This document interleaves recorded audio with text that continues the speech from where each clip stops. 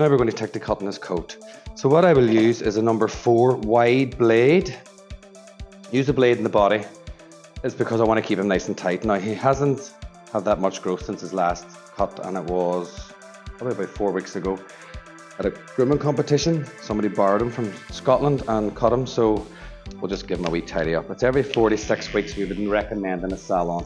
Now I always lift the head, start with the jaw. Where your jawbone is, right behind the ear, where your neck connects under the jawbone, is where I start clipping from. You flip it down nice and tight. Then on your neck. Now be very careful that you stretch the skin, because if you leave it like that, you've got wee skin flaps here, and you can catch with the clipper and round them skin flaps. Alright, so just be very careful. I'm using a Heineken kilt clipper and a wide blade, a wide number 4 F wide.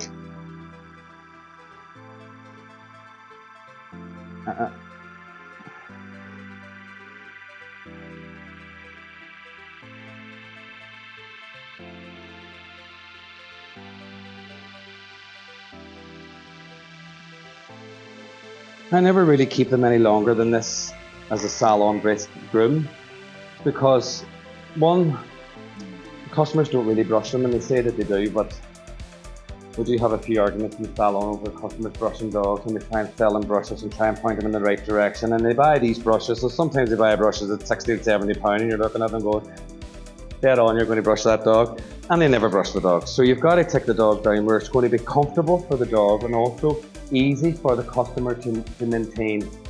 And as you're going along, you think to yourself, right, you know what, you'll trial it. Some days you'll keep them longer, some days you'll keep them shorter, whatever way it is, but you'll trial it and see how the customer comes on.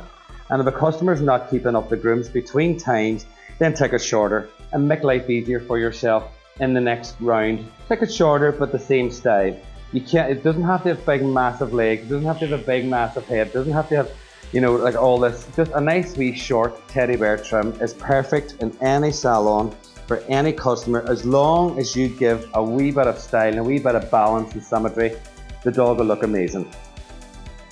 Just don't be thinking that the customer is going to brush it, because it's not going to happen unless they're very, very passionate about their dog and they want to have the best dog in the street. Don't worry about it, because it's not going to happen. Now, as I go along, and this is for all new groomers out there, all these other groomers that know who I am or have been grooming a long time will understand what I mean when I say this. As you go along, I try and teach my students this as well. It doesn't always work out, but as you go along when you're clipping along here, getting to your shoulder point of shoulder, where the shoulder here meets the dog's, the front bone here and the top of the shoulder meets the dog's body. Get to that, skim off. That'll blend your lines for you. You don't need to be going over that and blending that with different things. You can just skim off over the top of that leg. Do not cut down under the leg, obviously just skim out over it. And the same on here in the back hip, alright? Skimming out over the top of that leg, blending that leg as you go along.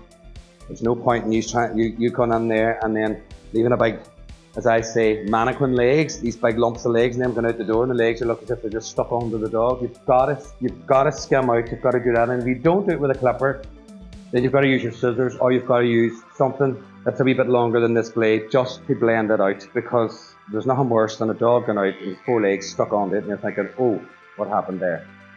So be careful. And I always take the bum and round this area the same length as the body in most breeds and dogs, right round, and giving it a schnauzer kind of a look back end, which is called creating a rear angulation. It's called getting that coat nice and tight and round here.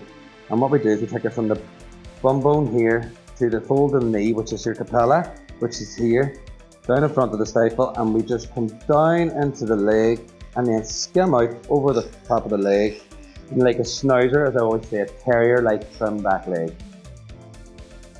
Stand forward, skim out as you go along, and then it leaves you that you have very little blending to do at the end, and it speeds up your groom a wee bit. And if you can't do it, just practice it, and then later on in life it'll all fall into place. Good boy. So it's just getting rid of all the hair you don't want first. Good boy, stand up. I'll fly over this side now just to get it done, and then we'll go back over the rest of it. Here under the neck, as you can see, Always reverse clip. So about 3 or 4 fingers above the neck, always take this part of your neck shorter because it gives a nicer face, a nicer head shape. It'll help you. I see a lot of people leaving hair here and you shouldn't really do it. Take it up, reverse it up to near enough the jawbone, which is there, which the jaw comes under the dog. That's right, take it in all breeds. When I'm doing a salon trim, just take it up and then skim out over the shoulders, put over the top of the leg.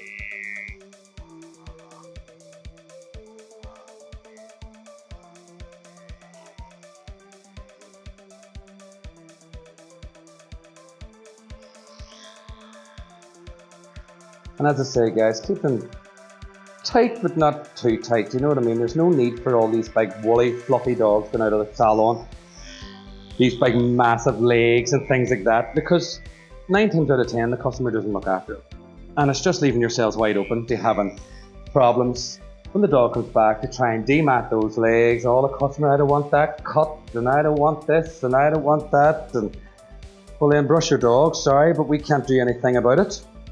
I know it's not fair to stand and pull knots and dematting and all that on the dog's legs, because one, they'll tolerate it maybe once or twice, and then next time round, you've had it. The dog's going to hate you for it, and they'll just bite and fight, and there's no point. There is no point. I said if they're not going to maintain it, then you take it shorter so that you can maintain it every 6 weeks, especially on a combination coat. I normally say doodles and cockapoos and things every 4 weeks, depending on the length that you leave them. So I take these all really, really short so that I don't have to worry about the maintaining of the legs whenever they go out the door. So what I've done there now is just tidied up that side, get myself ready to do the legs. Now in a salon trim, I'm not going to stand here and scissor dogs' legs to perfection and do this and do that. No. I haven't time for that.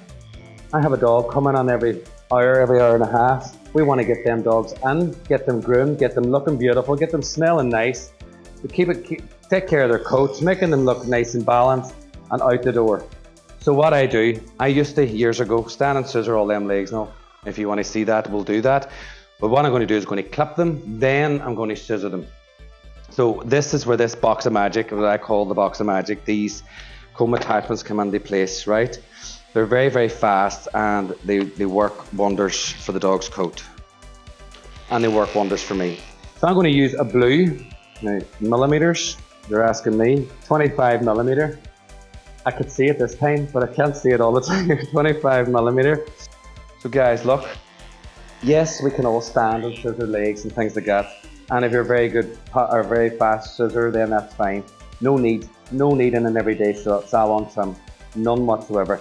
Clip everything, unless you're doing a poodle or something and you want to keep a bigger leg or whatever. I will do probably another demonstration here in a few weeks or whatever and do a poodle or something like that. And there's a few seminars and things coming up, and I'm going to be doing them. And I'm going to be doing a lot of salon stuff, because not everybody gets under the salon or into the grooming salon show dogs that people want groomed. It's very rarely you'll get them in. And I don't recommend you stand and scissor dogs all day anyway, because it just wrecks your hands. So lift your foot, just lift your knee, put your fingers just in front of your patella there, your knee, and slide down over that leg. And don't be afraid to cut it in, because you know what? These 25 millimeter comb attachments, it's called the baby blue one. This will leave a lovely wee finish on the legs and a lovely balanced wee leg. And anybody that I've introduced these new comb attachments to that come to my salon for training have gone and bought them. They're fantastic. In an everyday situation, because I'm doing a lot of talking here, normally I would have that dog groomed 15 minutes after his prep. 15 minutes. It would be done, and then I'd be shouting to my staff, where's my next one, where's my next one, where's my next one? And it's all to do with these comb attachments and things that have sped us up immensely. So I'm just going to scoot over this side now, get that finished, and then we'll go over what we do, how to finish it. Do you ever get the dog to pull on you and your back's broke? He can be a bit like that, but how I'm stopping him from doing that, and I say this to a lot of groomers, a lot of new groomers and things like that, that come to seminars or come to classes. they're grabbing the dog's leg there and the dog's pulling. They're trying to hold the foot and they're trying to clip. Once you put that clipper to that dog's leg, when it's just here, he's going to pull. Look, pulling, right? So you're straining yourself while he's doing that, and you're straining the dog's leg. The easiest way to stop that from happening, he keeps jerking and you've got sore shoulders and whatever it is you want to say that you have. Cup your hand in round the armpit. Just squeeze that elbow slightly, not too much, then he can't pull. He can move, but he can't pull. That's called restricting the movements.